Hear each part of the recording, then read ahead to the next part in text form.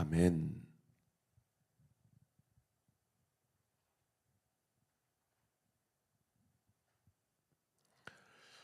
내 이름으로 일컫는 내 백성이 그들의 악한 길에서 떠나 스스로 낮추어 기도하여 내 얼굴을 찾으면 내가 하늘에서 듣고 그들의 죄를 사하고 그들의 땅을 고칠지라. 역대하 7장 14절 말씀. 아멘. 우리 한번 암송해 볼까요? 시작. 내 이름으로 일컫는 내 백성이 그들의 악한 길에서 떠나 스스로 낮추어 기도하여 내 얼굴을 찾으면 내가 하늘에서 듣고 그들의 죄를 사하고 그들의 땅을 고칠지라. 역대하 7장 14절 말씀. 아멘. 자, 오늘 잠언 14장의 본문도 반의 대구법으로 계속해서 서술이 되어 있습니다. 주제는 같아요. 하나는 언어생활, 입술생활, 또 하나는 마음 씀씀이, 그리고 마지막 세 번째는 경제적인 부분들, 돈과 관련된 부분들, 재물과 관련된 부분들이 이곳저곳에 기록이 되어 있는데요. 먼저 경제적인 부분, 재물과 관련된 부분을 살펴보면 20절에 보세요. 가난한 자는 이웃에게도 미움을 받게 되나 부요한 자는 친구가 많다. 이 가난과 부요함의 결과를, 삶의 어떤 생활의 질을 이렇게 잘 이야기하고 있는 부분이죠. 가난은 많은 사람들에게 민폐가 됩니다. 그러나 부유한 것은 사람이 따르게 되죠. 물론 그 사람이 그 돈을 따라서 탕자처럼 아버지 재산을 가지고 그냥 흥청망청 쓰니까 그럼에도 불구하고 사람이 붙잖아요. 그 사람과의 관계가 진실한 관계냐라는 것은 그 다음 문제지만, 어떻든 가난은요, 그 가난한 자의 삶도 궁핍하게 할 뿐만 아니라 이웃에게도 미움을 받게 되는 일들이 된다는 거예요. 그러나 부요한 자는 사람이 많다, 친구가 많다. 이게 가난과 부요함의 어떠한 선한 기능 혹은 악한 기능이라고 한다면, 그것이 21절 그 다음 구절에 보세요. 어떤 영향을 끼치게 됩니까? 이웃을 업신여기는 자는 죄를 범하는 자요, 빈곤한 자를 불쌍히 여기는 자는 복이 있느니라. 그러니까 20절과 21절이 이렇게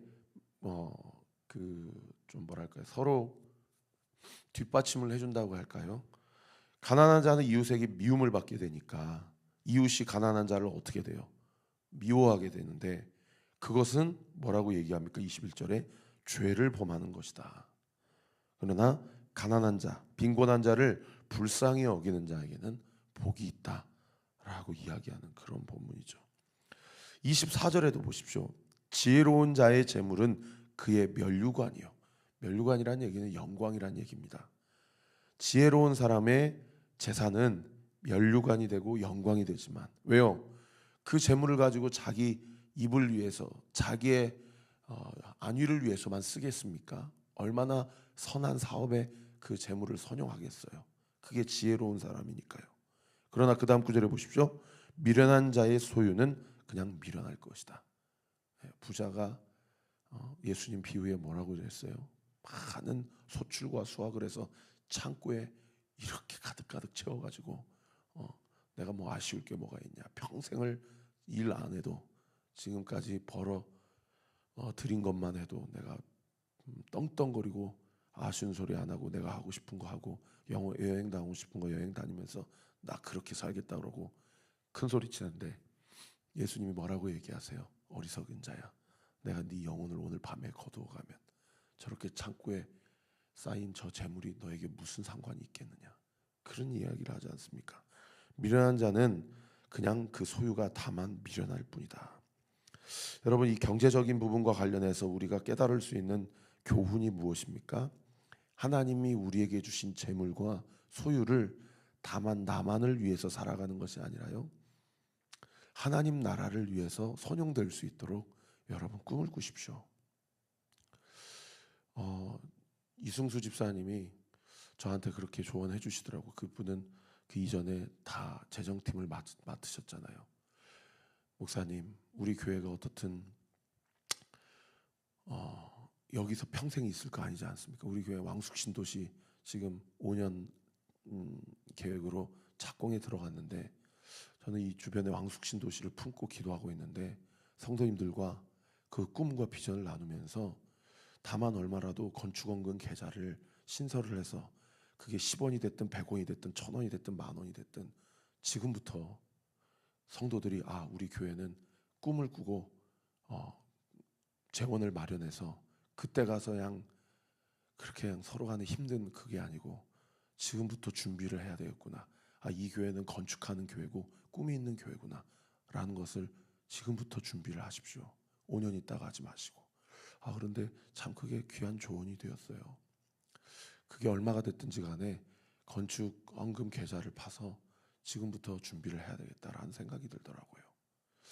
여러분, 우리 교회가 그냥 이 상가에서 끝나는 교회가 아니고 많은 영혼들을 살리는 교회가 될 수 있도록 여러분 기도해 주세요. 그리고 많은 영혼들을 살리고 복음 앞에 세우려면 뭐가 필요합니까? 여러분, 공간이 필요하고 재원이 필요해요. 그런데 교회가 건축 때문에 얼마나 시름을 앓고 시험에 빠지고 성도들이 떠나고 그런 일들이 얼마나 주변에 많이 있습니까? 우리 교회가 그냥 한 교회 그냥 좋은 건물 지어가지고 건물 자랑하고 교세 자랑하는 그런 교회가 아니라 정말 그 공간이 영혼을 살리고 생명을 세우고 다음 세대를 복음 앞에로 온전히 돌아오게 하는 그러한 교회가 될 수 있도록 여러분, 우리 지금부터 꿈을 꿉시다. 그래서 저도 헌신하고 우리 성도님들도 헌신하고 해서 하나님 나라를 확장하는 일에 귀하게 쓰임받는 교회가 될 수 있도록 그렇게 우리가 함께 마음을 모았으면 좋겠습니다. 그런가 하면 두 번째로 입술과 관련해서 여러분 이야기하는 본문이 23절에 기록이 되어 있습니다. 23절 우리 같이 한번 읽어볼까요? 시작. 모든 수고에는 이익이 있어도 입술의 말은 궁핍을 이룰 뿐이니라. 여러분, 모든 수고에는 이익이 있지만 입술의 말이 궁핍이 있다는 얘기는 무슨 얘기예요? 다른 번역 성경에 말이 많으면 가난해진다. 모든 수고에는 다 이문이 남기고 이익이 남기는데 말의 수고에는 말이 많으면 많을수록 가난해지고 궁핍해진다는 거예요. 무슨 얘기입니까? 말을 줄이란 얘기죠. 25절에도 보세요. 진실한 증인은 사람의 생명을 구원하여도 거짓말을 뱉는 사람은 속이느니라. 진실한 사람, 신실한 사람의 말 한마디는 사람을 살리는 말이 되지만은 거짓말을 하는 사람은 무익하고 속이고 죽이는 말이 된다라는 거예요. 여러분, 우리 교회가 사람을 살리는 말로 온전히 충만케 되기를 예수님의 이름으로 축원합니다. 어제도 숭실대학교 가가지고 후배들에게 제풀 때 설교도 했는데 이제 다다음 주면은 종강을 한다고 그래요. 제가 그래서 올 학기 시작 전에 숭실대학교 교회음악과는 꼭 영성훈련을 2박 3일, 3박 3일, 3박 4일 하거든요.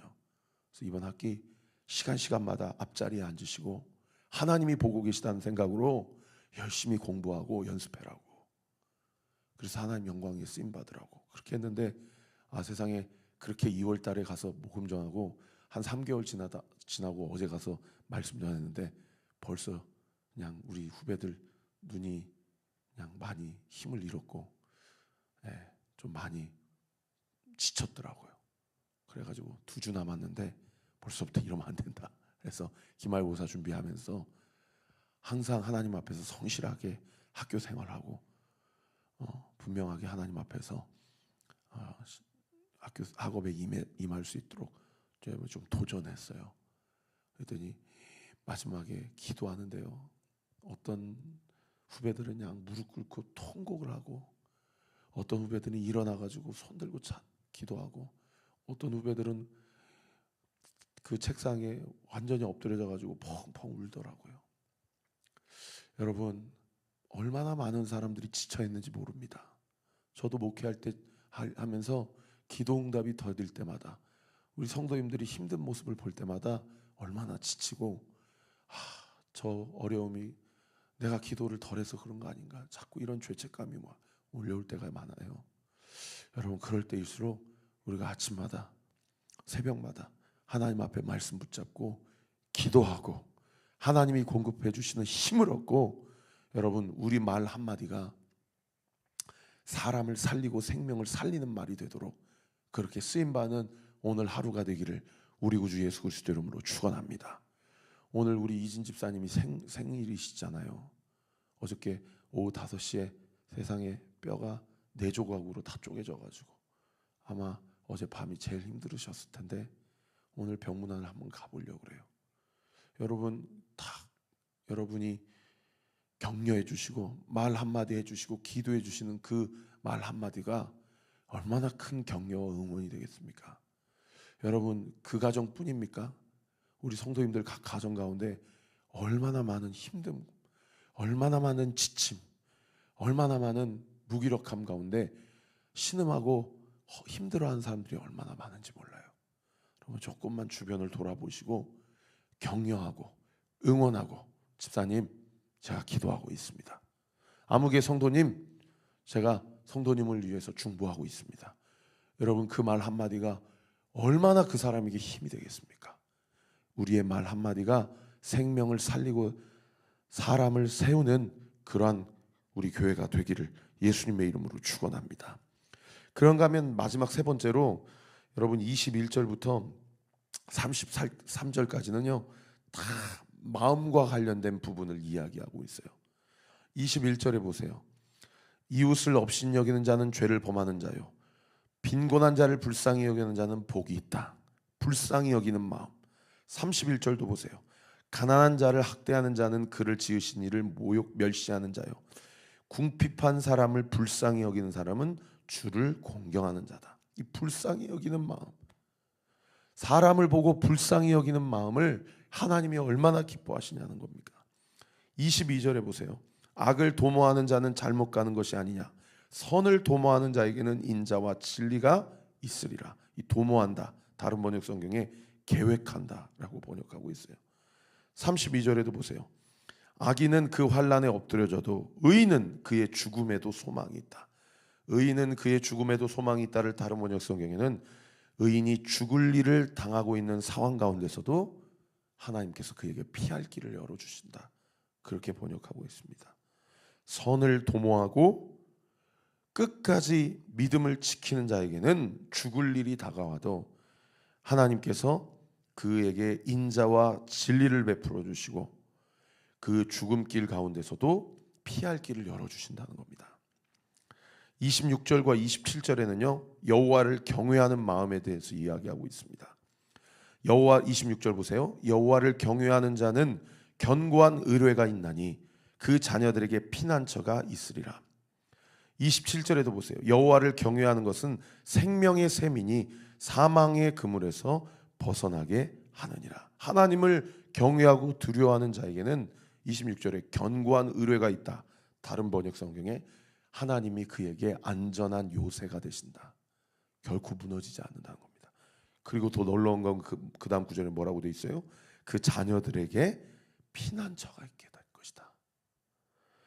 여호와를 경외하는 것은 생명의 셈이니 사망의 그물에서 벗어나게 하느니라.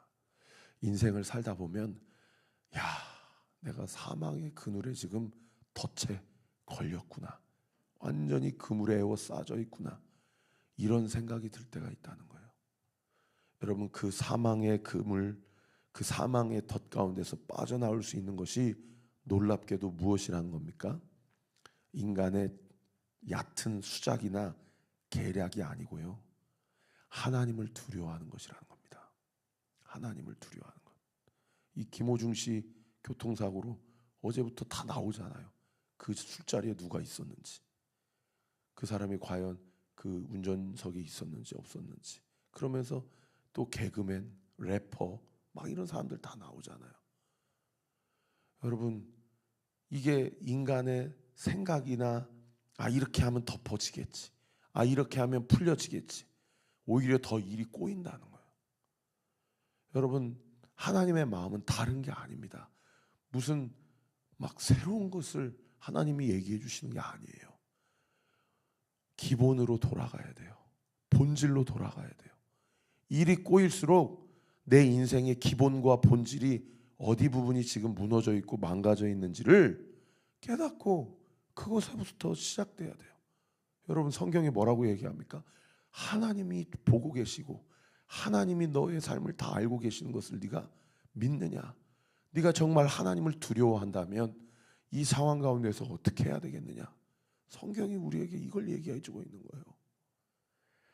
여러분 29절도 보세요. 노하기를 더디하는 자는 크게 명철하여도 마음이 조급한 자는 어리석음을 나타낸다. 노하기를 더디한다라는 것, 다른 번역 성경에 좀처럼 화를 내지 않는 자는 크게 명철한 자라는 겁니다. 30절에도 평온한 마음은 육신의 생명이나, 다른 번역 성경에 평온한 마음은 몸의 생기를 가져온다는 거예요. 그러나 시기는, 다른 번역 성경에 사람을 질투하는 마음은 뼈를 썩게 한다는 겁니다. 여러분 자꾸 다른 사람 보면서 자기 인생 그렇게 비교하지 마세요. 그 하나님 원하시는 마음 아닙니다. 하나님이 주시는 것은 생명과 평안이다. 할렐루야. 평온한 마음으로 하나님이 나를 보고 계신다. 하나님이 다 아신다. 내가 하나님 앞에서 믿음을 지키면 하나님이 죽을 일 앞에서도 피할 길을 열어주신다. 오늘 이 말씀이 여러분의 삶 가운데 온전히 이루어지고 또 기도 가운데 응답되는 역사 있게 될 줄 믿습니다. 마지막으로 여러분 오늘 본문 28절, 34절, 35절에 오늘날 이 민주주의 사회에서는 사실 잘 적용하기가 어려운 왕과 백성과의 관계를 이야기하고 있는 본문이 기록되어 있어요. 28절에 보시면 백성이 많은 것은 왕의 영광이요 백성이 적은 것은 주권자의 패망이다. 여기 백성이 많은 것은 인구가 많은 것이 왕의 영광이다. 이렇게 번역할 수도 있지만, 해석할 수도 있지만, 여러분 본질적으로 이야기하면 백성으로부터 신망을 많이 얻는 것은, 이렇게 해석하는 것이 옳습니다. 그것은 곧 왕의 영광이요 백성이 적은 것은도 민심을 잃는 것은 이라고 해석하면 좋아요. 주권자의 패망이다. 자꾸 대통령이 이전 대통령과 비교가 안 될 정도로 이렇게 거부권을 행사하고 있는데, 여러분 우리 윤석열 대통령과 정부를 위해 기도해야 됩니다.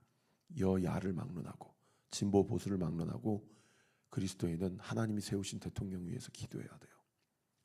여러분 우리 정부를 위해서, 이 나라와 이 민족 위해서 함께 기도합시다. 34절, 35절도 마찬가지예요. 공의는 나라를 영화롭게 하고 죄는 백성을 욕되게 한다. 슬기롭게 행하는 신하는 왕에게 은총을 입고 욕을 끼치는 신하는 그의 진노를 당한다. 제가 왜 왕과 백성과의 이 말씀을 마지막으로 짚어드리냐면, 저는 이런 말씀 묵상할 때마다 나의 왕 대신, 우리의 왕 대신 예수님이 생각납니다. 여러분 34절 보세요. 공의는 나라를 영화롭게 한다. 예수님이 통치하시는 하나님의 나라가 얼마나 영광스러운 나라입니까? 그죠? 그러나 죄는 백성을 욕되게 한다. 35절에도 보세요. 슬기롭게 행하는 신하, 여러분의 자신의 이름을 넣어야 돼요. 오늘도 예수님이 왕 되신 주님이 우리에게 명령하셔요. 우리에게 말씀하세요. 그 말씀을 듣고 슬기롭게 행하는 신하는 왕에게 은총을 입는다는 얘기는 다른 번역 성경에 왕에게 총애를 받는다고 기록되어 있습니다. 그러나 욕을 끼치는 신하, 오히려 왕을 대적하고 그 말씀에 순종하지 아니하는 신하는 그의 진노를 당한다. 하나님의 심판을 받게 된다는 겁니다. 오늘 이 하루도 우리의 재물, 입술 생활, 우리의 마음, 우리의 왕 되신 예수 그리스도께 온전히 의탁하고, 오늘 이 아침에 우리의 기도가 사람을 살리는 기도, 생명을 살리는 기도, 가정과 교회를 세우는 기도 되게 되기를 우리 구주 예수 그리스도 이름으로 축원합니다. 기도하겠습니다. 아버지 하나님 감사합니다. 오늘도 이 아침에 우리에게 말씀해 주심에 감사합니다. 주님, 우리의 영을 깨워 주십시오. 우리를 예수님의 보혈로 온전히 덮어 주십시오. 우리 안에 모든 생각과 자기 판단들 이 시간 다 십자가 예수 그리스도 앞에 못 박혀지게 하시고, 우리의 생각이 예수님의 생각이 되게 하시고, 우리의 마음이 주님의 마음이 되게 하셔서 우리의 기도가 아버지 하나님 0.1%라도 응답되지 못하고 상달되지 못하는 일이 아니라 100% 응답되고 100% 상달되어서 하나님의 뜻을 이루는 온전한 기도, 하나님의 깊으신 뜻 가운데서 응답되는 기도가 되게 하여 주옵소서. 우리에게 영적인 분별력을 주시고 우리 사랑하는 성도들의 건강과 가정과 자녀들과 모든 진로와 앞길을 주님께서 책임져 주시되 좌로나 우로나 치우치지 않고 우리의 왕 되신 예수님의 말씀 붙잡고 나아갈 때 주님께서 감당케 하시고 또 주님께서 함께 하시는 놀라우신 은혜의 능력이 우리 사랑하는 모든 성도들의 삶 가운데 부어지는 놀라운 은혜의 역사 있게 하여 주옵소서. 이 시간 예수의 이름으로 명하노니 하나님께서 공급하시는 영적 분별력으로 하나님께 온전히 상달되고 응답되는 하나님이 기뻐하시는 기도를 올려드리게 될지어다. 우리 사랑하는 성도들의 기도가 하나님의 은혜 가운데서 온전히 응답될지어다. 사람을 살리는 말로 인하여 생명을 세우고 자녀들을 온전히 세우는 우리 사랑하는 모든 성도들의 기도와 신음이 되게 될지어다. 믿고 감사드리며 살아계신 예수 그리스도의 이름으로 기도하옵나이다. 아멘. 지금은 우리 구주 예수 그리스도의 은혜와 하나님의 사랑과 성령 하나님의 위로 교통 충만하심이 주신 말씀 붙잡고 우리에게 주어진 상황과 형편을 바라보지 않고 위로부터 공급되어지는 하나님의 은총과 하나님의 자비하심과 인자하심에 인생의 소망을 들고 부르짖고 기도할 때 반드시 응답된다라는 믿음의 확신 가지고 주님 앞에 나아가기로 결단하는 우리 사랑하는 온리교회 모든 성도들 머리머리 위에 우리 교회를 위해 기도해 주시는 모든 기도의 동역자들 위에 지금으로부터 영원토록 함께 하시기를 간절히 축원하옵나이다.